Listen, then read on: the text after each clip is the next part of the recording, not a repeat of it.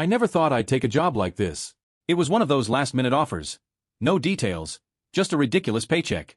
Night shift assistant in some underground facility. Who wouldn't be curious? The place was isolated, only reachable by a steel elevator that descended for what felt like forever.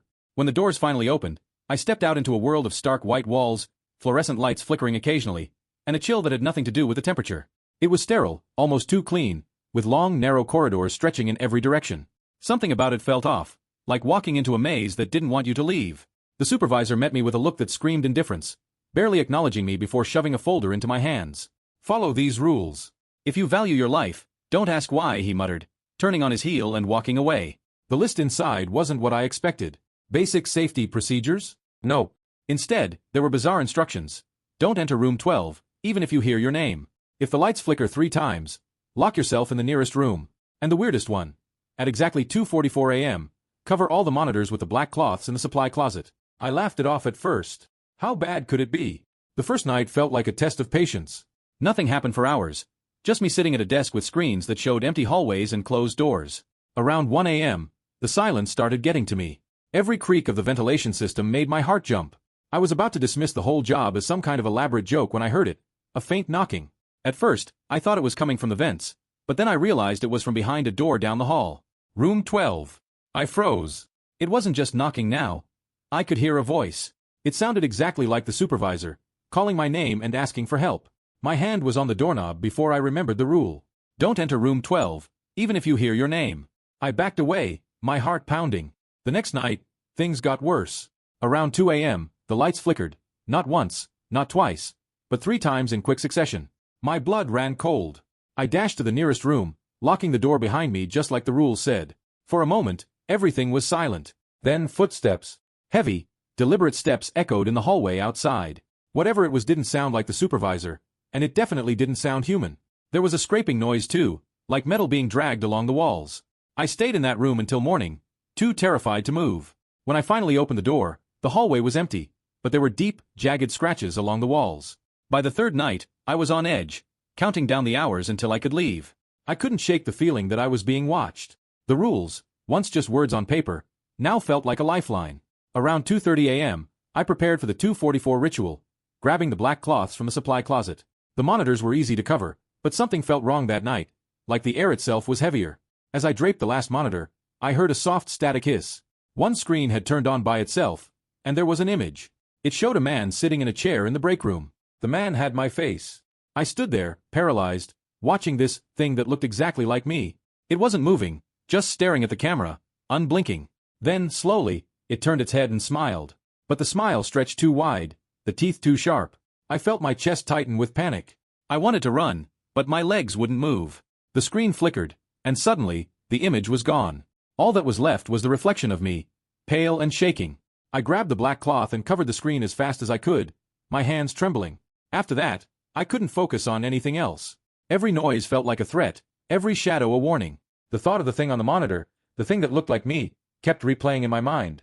Around 3 a.m., I decided to check the main hallway, just to reassure myself. Big mistake. As I walked past room 12, I heard it again, that voice. But this time, it didn't sound like the supervisor. It sounded like me. It called out, weak and desperate, begging for help. My heart pounded as I stared at the door, knowing whatever was on the other side wasn't human. The rules flashed through my mind again. Don't enter room 12. No matter what. I forced myself to walk away, but the sound followed me, footsteps echoing down the hallway, perfectly in sync with mine. I stopped and so did they. I took a step forward, and the echo returned, like a distorted mirror. My mind raced. I ducked into a side room, shutting the door quietly and pressing my back against it. The footsteps grew louder, closer. Then, a slow scratching sound started on the other side of the door. I held my breath, feeling the weight of the silence pressing down on me. Then it stopped. Everything went quiet. Too quiet. I waited in that room for what felt like an eternity, my ear pressed against the door, trying to hear if whatever was out there had left. The silence stretched on, but I didn't trust it. Slowly, I cracked the door open just a sliver and peeked out. The hallway was empty, but those scratches, deep gouges running along the wall, were fresh. I took a deep breath and stepped out, trying to calm my racing heart. I decided to head back to the control room, telling myself it was just one more night to get through. But as I turned the corner, I froze. The elevator doors were open. That wouldn't have been strange, except that they were supposed to stay locked until the end of my shift. I crept closer, peering inside. The elevator was empty, but the floor panel had smears of something dark. Blood. My mind screamed at me to get out, but the only way up was through that elevator. I pressed the button, but nothing happened. The doors slid shut on their own, leaving me stranded. I was trapped down here, with no way to escape and no one to call for help. I headed back to the control room, my hands shaking. I needed to check the cameras, to see if there was any sign of the supervisor or anyone else. But as soon as I turned the corner, the lights flickered. Once, twice, 3 times. My stomach dropped. I sprinted for the nearest room, slamming the door and locking it behind me.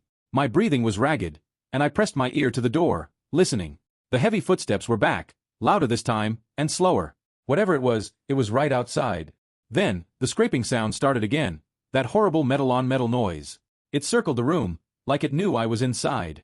I held my breath, tears welling up in my eyes, praying it would pass. After what felt like hours, the sounds faded, but I couldn't move. I stayed there, frozen in fear, until the faint glow of the hallway lights returned to normal. When I finally opened the door, the corridor was empty, but the scratches on the walls had grown deeper, more jagged. I forced myself to move, every step feeling heavier than the last. My only thought was to get back to the control room. Maybe I could find some way to reset the elevator or call for help. When I got there, the monitors were still covered, just like the rules said. I hesitated for a second before pulling the cloth off one of them. What I saw made my blood run cold. The screen showed room 12 again, but this time, the door was wide open. Inside, something was moving, slow, twitchy, like it didn't belong in its own skin. It was hunched over, facing away from the camera, but I could feel it knew I was watching. Then it turned. It was me. Not just a reflection, but a distorted version, eyes hollow and mouth stretched into a grotesque grin. The thing lifted a hand and pointed directly at the camera. I stumbled back, my mind racing. How was this happening? Was it trying to get out? Or worse, was it already out? The screen went black, but the image of that thing's twisted face was burned into my mind. I knew I couldn't stay in the control room. Whatever was going on, I had a feeling I was the next target. I ran out of the control room, my heart pounding like a drum. The hallway stretched ahead, every step echoing louder than it should. I needed to get to the elevator, even if it wasn't working before. Maybe it would now. As I passed room 12, I couldn't help but glance at the door. It was closed again, but there was something different. A faint light seeped through the cracks, and the air around it felt wrong. Warmer, like standing next to an open furnace. I didn't stop to think. I sprinted past it, focusing on the end of the hallway where the elevator should be. When I reached the elevator doors, they were still shut. I pressed the button frantically, slamming my fist against it, hoping it would open this time. Nothing. Then I heard it. The footsteps again. Heavy, deliberate, getting closer. But this time, they weren't coming from behind me. They were coming from above. I looked up, and for a moment, I couldn't breathe. A figure, almost human but not quite, was crawling on the ceiling, its head twisted unnaturally to face me. It had my face. The same twisted hollow-eyed version I saw on the monitor. I stumbled back, barely able to keep my balance. The thing on the ceiling just stared, its mouth stretching into that impossible grin. Its limbs moved in a jerky, unnatural way as it crawled closer. I felt like a mouse cornered by a predator. My mind screamed at me to run, but my legs felt like lead. Suddenly, the lights flickered again, 3 times. This time, I didn't need the rules to remind me. I darted into the nearest room and slammed the door behind me, locking it. My breath came in short gasps as I backed away from the door, waiting for the inevitable sound of those footsteps. Seconds passed, then minutes. Silence. Maybe it was gone. Just as I started to relax, I heard a soft tapping on the door. 3 slow knocks. Then my own voice whispered, "Let me in." I froze. The voice was calm, almost pleading, but I knew better. The rules were clear. I stayed still, barely breathing, as the whispers continued. "It's cold out here. Please. I need your help." The voice grew more desperate, but I clamped my hands over my ears, trying to block it out. Finally, the whispers stopped, but I couldn't shake the feeling that whatever was out there hadn't really left. Minutes passed like hours. I stayed glued to the spot, ears straining for any sound outside the door. The silence felt like a weight pressing down on me. Finally, I gathered enough courage to peek through the small window. The hallway was empty. I opened the door a crack, heart pounding, and stepped out. The air felt colder, heavier. I forced myself to move toward the elevator again, every step like walking through molasses. Then, I heard it, a metallic scraping, echoing through the corridor. It was coming from behind me. I didn't turn around. I couldn't.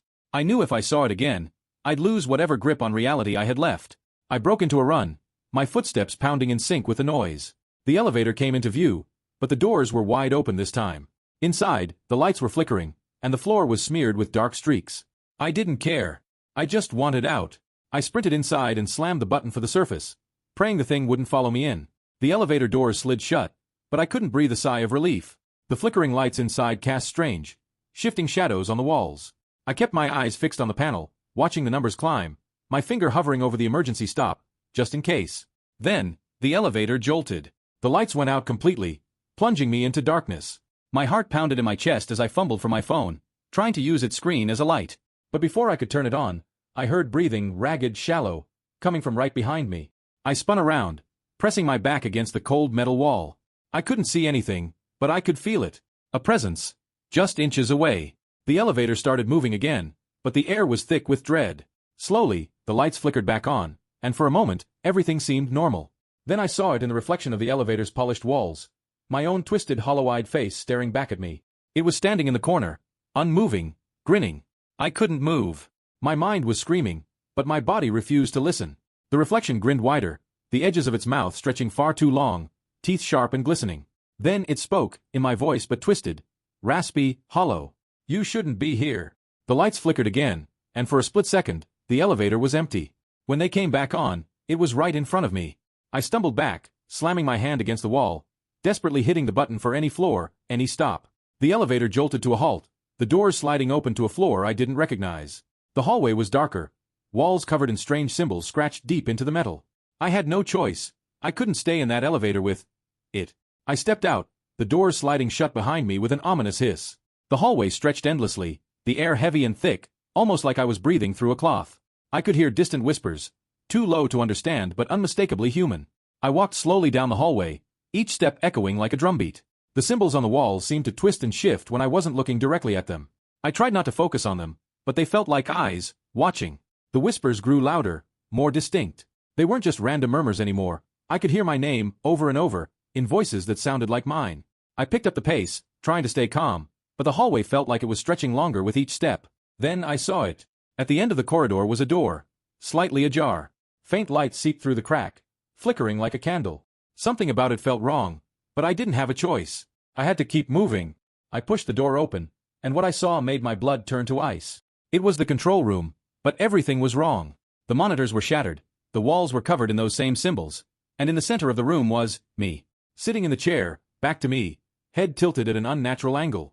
I stood frozen in the doorway, staring at the back of my own head. My mind struggled to process it. The figure in the chair didn't move, but I could feel it watching me, even without seeing its face. Slowly, its head began to turn, not like a person would, but a full, unnatural twist, the neck cracking with each degree. When it faced me, those hollow eyes and that impossible grin were back. It didn't blink, didn't breathe. It just stared, its mouth stretching wider than should be possible. Without thinking, I stumbled back, slamming the door shut. I could hear it now. Heavy footsteps, the scraping sound. It was coming toward the door. I ran, heart pounding, down the corridor that seemed endless, the symbols on the walls almost glowing. The whispers followed me, growing louder, more urgent, overlapping each other.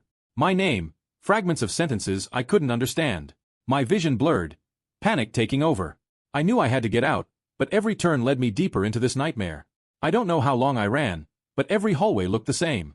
My breath was ragged, my chest burning, but the whispers never stopped. Then, I saw it, a door at the end of the corridor, different from the others. It was marked with a sign that read Surface Access. Relief flooded through me, and I sprinted toward it. Just as I reached for the handle, the lights flickered again. That same, sickening pattern, 3 times. My heart sank. The door wouldn't budge. I yanked at it, desperate, but it was like it was welded shut. Then I heard it. That metallic scraping, closer than ever. I turned, and there it was, emerging from the darkness. It had my face, my body, but it moved like a puppet, limbs jerking with every step. Its eyes were locked onto mine, and it raised one finger, placing it against its lips, as if shushing me. The whispers stopped, replaced by a low, humming noise that seemed to vibrate through the walls. I pressed myself against the door, praying it would open. But the thing kept coming, slow and deliberate, the grin never leaving its face. My hand was slick with sweat, still clutching the door handle as if sheer force could break it open. The thing kept advancing, each step echoing louder, the metallic scraping setting my nerves on fire. Its eyes never left mine, hollow and empty, like pits that could swallow me whole. My heart was pounding so hard I could hear it in my ears. Then it spoke in my voice but twisted, like something was distorting it from the inside. "Why run?" it whispered. "You're already here." That was the moment I lost it. I banged on the door, screaming, pounding my fists until they ached. The thing was just a few steps away, that horrible grin stretching wider, its limbs moving in those jerky, unnatural motions. I knew I couldn't fight it. My mind flashed back to the rules, trying to find something, anything that could save me. But there was nothing about this. Nothing about what to do when your own face was staring back at you, ready to tear you apart. In a last, desperate move, I dropped to the floor and crawled under the door's metal paneling. It was tight, but the adrenaline pushed me through. The thing's footsteps grew louder, and as I pulled myself through, I felt it grab my ankle. Its grip was ice cold, almost burning, and I kicked wildly, my foot connecting with something solid. The grip loosened, and I scrambled forward, feeling the rush of air as the door behind me slammed shut. The corridor on the other side was different. Darker, the walls covered in more of those shifting symbols. I didn't stop to catch my breath. I ran. Every turn felt like I was deeper in a maze that didn't want me to leave. Then, out of the corner of my eye, I saw something move. I turned my head, and there it was, another me, standing in a side room, just staring. Its eyes glowed faintly, and it didn't move. I didn't wait to find out what it wanted. I ran faster, my own footsteps echoing back at me like a taunt. The whispers returned, louder, almost screaming now. I rounded another corner, but the hallway twisted, leading me back to where I started. The door I just escaped through was right there, slightly open now. I swear I hadn't left it like that. My breath caught in my throat.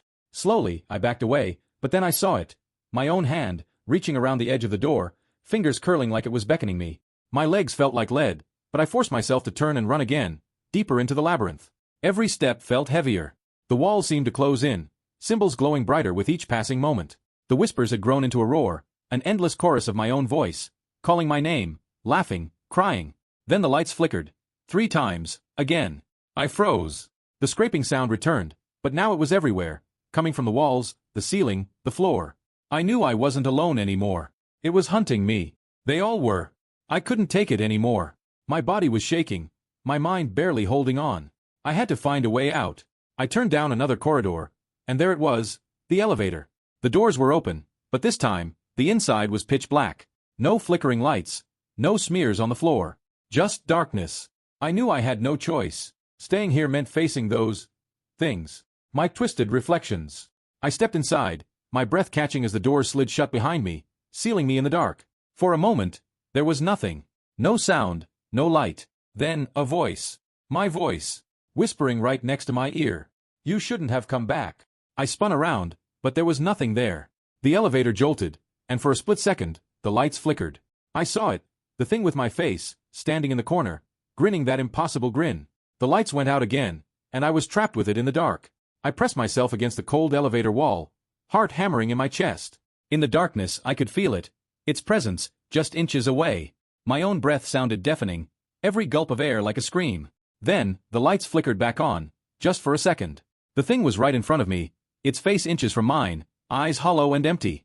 The lights went out again, and I couldn't move, couldn't breathe. I knew it was still there, watching, waiting. Suddenly, the elevator started moving, a slow, grinding ascent. I couldn't tell if it was taking me up or down. The darkness felt endless, stretching on forever. Then, a soft whisper, almost gentle, right in my ear. You'll never leave. The lights came on for a moment, and the elevator was empty again. I pressed the button for the surface over and over, my hands shaking. I needed to get out. I needed to wake up from whatever nightmare this was. The elevator shuddered to a stop. My heart leapt. Maybe I'd reached the surface. But when the doors slid open, I stepped out into a hallway identical to the one I'd just left. The same sterile walls, the same flickering lights. I wanted to scream. It felt like the building was toying with me, dragging me deeper into its twisted labyrinth. I started walking, every step hesitant, every shadow a threat. Then I noticed something. The symbols on the walls were gone. Instead, the walls were covered with faces. My face. Twisted, hollow-eyed, and grinning. I forced myself to keep moving, refusing to look too closely at the walls. Then, I saw a figure ahead, standing in the middle of the hallway. It was the supervisor. Relief washed over me. I ran toward him, calling out, but he didn't respond. When I got closer, I realized something was wrong. His eyes were empty, and his mouth was moving, but no sound came out. Suddenly, he stopped and turned his head, slowly, unnaturally, to look at me. His mouth stretched into that same impossible grin. I stumbled back, my breath catching in my throat. The supervisor just stood there, eyes empty, that grin locked in place. Slowly, he lifted his arm and pointed behind me. I didn't want to turn around, but I couldn't stop myself. When I did, my blood ran cold. The hallway was gone, replaced by a room I didn't recognize, filled with shadows and flickering monitors. On each screen I saw myself, walking, standing, staring, but in different places. Some were from earlier shifts, others, places I hadn't been yet. The supervisor's voice, hollow and distorted, broke the silence. "You're part of this now." I turned back to him, but he was gone. Just empty space and those endless, flickering faces on the monitors. Panic clawed at me. I ran, searching for anything familiar, any sign of a way out. The whispers were back, louder now, like a chorus of my own voice, each one overlapping, each one more desperate than the last. I ran blindly, every turn leading me deeper into a maze of identical corridors. The monitors followed me. It felt like those twisted versions of me were watching, laughing silently. My footsteps echoed, mixing with the growing roar of whispers. My head pounded. I wasn't sure if the sound was in the walls or inside me. Then, I saw it, the door to room 12, slightly ajar. Light spilled out from inside, a sickly, pulsing glow. Every instinct told me to turn around, but my feet moved forward, like I had no control. As I approached, I could hear it again. My voice. But this time it was crying, begging. "Help me, please." My hands shook as I reached for the handle. I knew the rule. Don't enter room 12. But I couldn't stop myself. The door swung open, and I was met with a mirror. Not just any mirror. It was me, staring back, but different. My reflection's eyes were hollow, its mouth a thin, twisted line. Then it spoke. "You shouldn't have broken the rules." I staggered back, the words echoing in my head. The reflection didn't move. It just watched me, that hollow stare piercing through me. Then, it stepped forward, out of the mirror. My mind screamed that it wasn't possible, but there it was, standing inches away. It raised a hand, fingers twitching like a puppet's, and reached toward my face. I couldn't move, couldn't breathe. As its fingers brushed my skin, a sharp, icy pain shot through me. It felt like it was pulling something out of me, something I couldn't see. Suddenly, the lights flickered. Once, twice, 3 times. The reflection's grin widened. "Too late now," it whispered, in a voice that wasn't quite mine. I stumbled back, but it didn't follow. Instead, it faded, melting back into the mirror, leaving me alone in the room. Or so I thought. The door slammed shut behind me, and the symbols on the walls flared to life, glowing a deep, angry red. The whispers grew louder, overlapping, until they were a deafening roar. I clamped my hands over my ears, but it didn't help. They were inside my head. I collapsed to my knees, the noise in my head unbearable. The walls pulsed with light, the symbols twisting like they were alive. Then, just as suddenly as it started, everything stopped. Silence. The room was dark again, the only light coming from a single monitor in the corner. I hesitated, my body shaking, but I couldn't look away. On the screen was me, standing in the same room, staring back at myself. But the version of me on the screen wasn't shaking. It wasn't scared. It smiled that same, impossible grin. The monitor flickered, and the image changed. Now it showed a hallway, the same hallway where room 12 was. I saw myself walking down it, slowly, toward the door, even though I was still in the room. The me on the screen reached the door, turned, and stared directly into the camera. It mouthed a single word, "Stay." The screen went black. Before I could even process what was happening, the door to the room creaked open again, revealing that endless hallway outside. I forced myself to my feet, my legs barely able to hold me. The hallway stretched ahead, the same sterile, claustrophobic space, but now it felt different, darker, heavier. The whispers had stopped, but the silence felt worse, like something was waiting. I stepped out of the room, my eyes scanning every shadow. The door to room 12 was closed again, but I could feel it, like a weight pressing down on me. I knew I couldn't stay here. I had to find the elevator, find a way out. I turned a corner and froze. The hallway ended in a mirror, tall and cracked. My own reflection stared back, but there was something wrong. It didn't move when I did. It just stood there watching. Then, it stepped forward out of the mirror. I backed away, heart pounding, but there was nowhere to go. The reflection reached out, that twisted smile spreading across its face. It whispered, "You're part of this now." The lights flickered, and everything went black. When the lights came back on, I was lying on the cold floor of the hallway. The air was still, too still.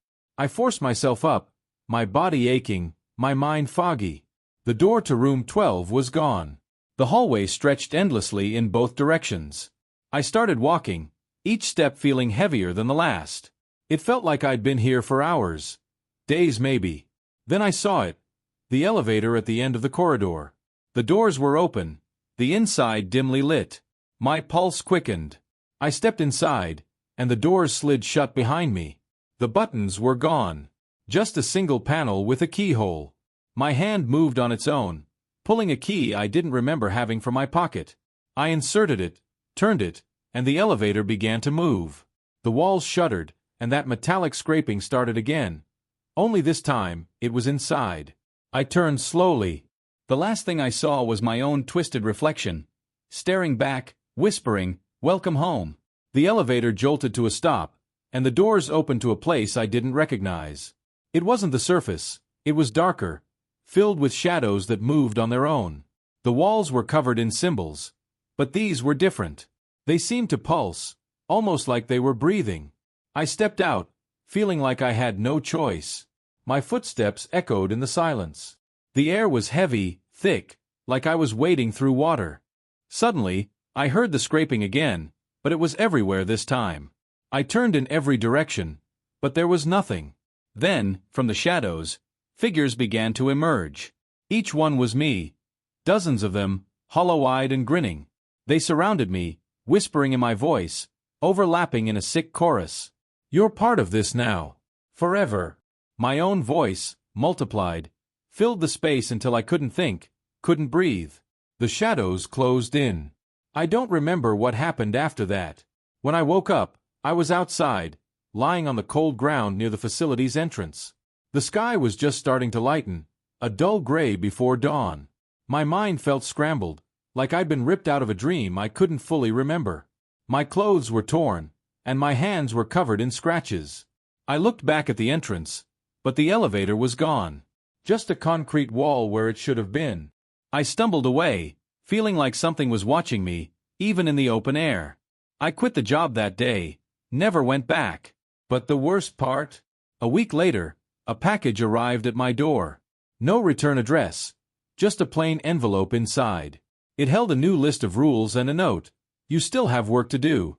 We'll be watching." I haven't slept right since.